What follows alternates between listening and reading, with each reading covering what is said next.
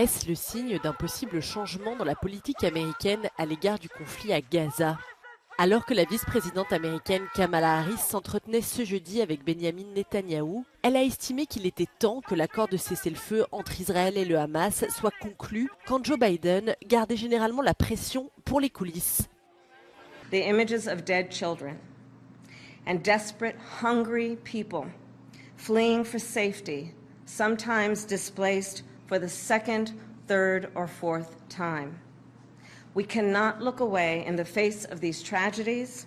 We cannot allow ourselves to become numb to the suffering, and I will not be silent. Cette première visite de Netanyahou à la Maison-Blanche depuis 2020 intervient un jour seulement après le discours enflammé qu'il a prononcé devant le Congrès. Il y a promis une victoire totale contre le Hamas et surtout présenté les manifestants américains contre la guerre à Gaza comme des idiots utiles de l'Iran. Il a rencontré Kamala Harris, probable candidate à la présidentielle américaine, après un autre échange avec le président sortant Joe Biden plus tôt dans la journée.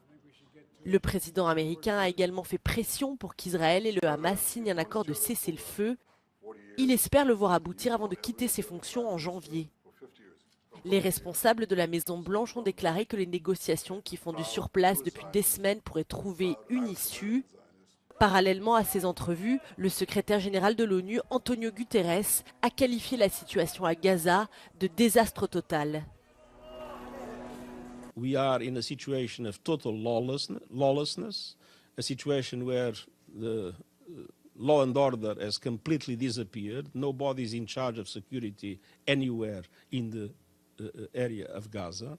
So we see convoys looted at any moment. Depuis le début de la guerre contre le Hamas en octobre 2023, plus de 39 000 Palestiniens ont été tués à Gaza et le nombre de morts côté israélien s'élève à 1200. Des dizaines d'otages israéliens sont toujours détenus par le Hamas après avoir été capturés le 7 octobre.